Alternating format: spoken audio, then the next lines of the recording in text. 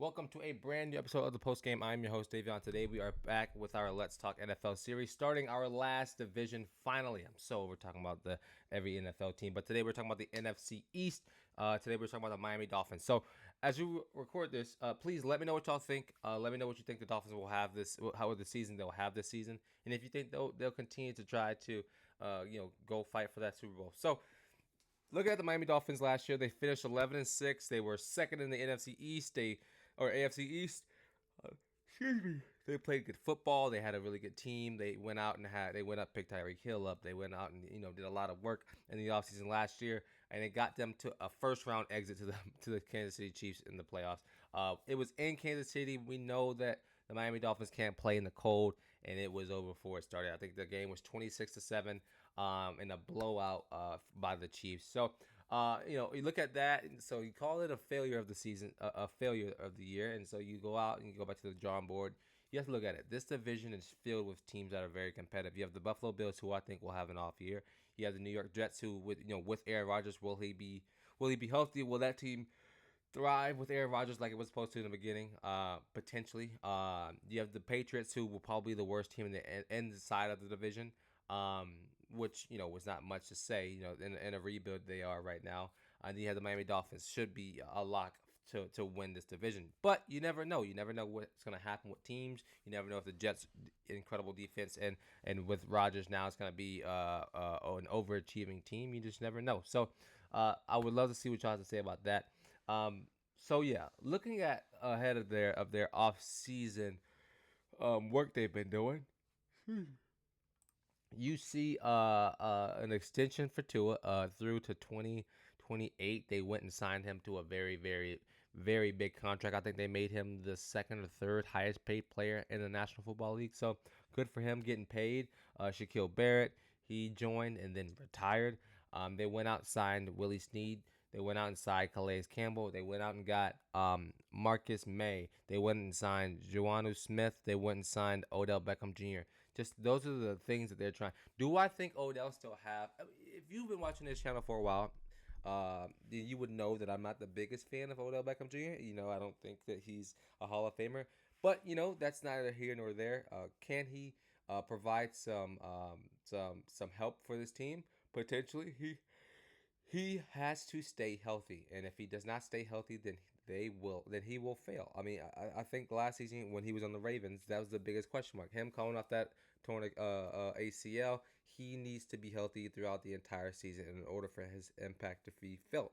And that's what I think about Odell Beckham again. So, that team. You look at the team, and they have a lot of players who can definitely make a name for themselves. You have a lot of players who are dominant inside of this division or inside of this NFL. So you look at it, they have Tyreek Hill, they have Teron Armstead, they have Tua Tagovailoa, they have Jalen Waddle, they have Rasheed Mostert, Devon Akins, who was an incredible standout at the rookie position last year.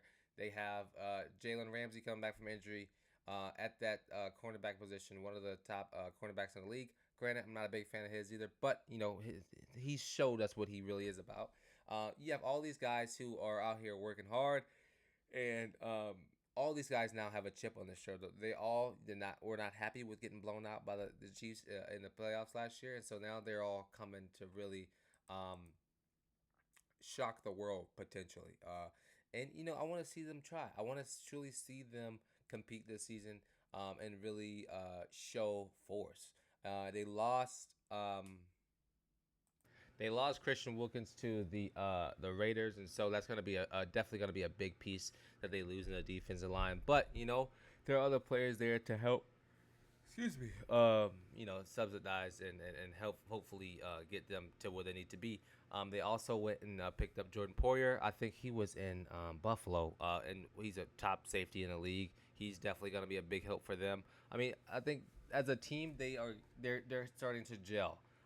Can Mike McDaniels, champion and get this team get them over the hump to where they need to be? I mean, he's came in and completely turn around this team, but we need to see them really go in and change it all around. And I think they can. I think he can. And so I'll be interested to see in a very competitive AFC what this team can do. Because it's not going to be with teams like the Chiefs, teams like the Ravens, Steelers. The entire AFC North is going to be incredible. So they're going to have to work extra hard in the offseason or during the season, which is only like a couple weeks away. So let's jump to the schedule. You're looking at Miami Dolphins' schedule. They open it with the Jacksonville Jaguars. I think this will be a win for Miami right off the bat. I think they'll split with the Buffalo. Well, every team in the division, I think they'll split on. So let's go ahead and make them 3-3. And I'm not gonna really talk about them games that much. So with Jacksonville, they're gonna win that game. Seattle, I think it'll be a slugfest. I think with potential for the Dolphins to even lose that game. Seattle are definitely gonna have to come in and show their worth with the new head coach coming in, with new potential new quarterback coming in. You never know if Geno gets hurt or not. He's hurt in the preseason right now, so you just never know with Geno.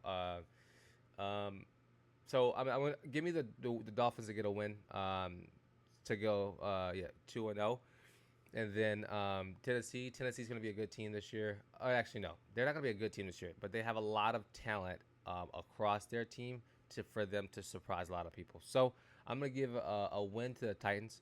Just going to go for an early upset on Monday Night Football. They are going to split with the Patriots.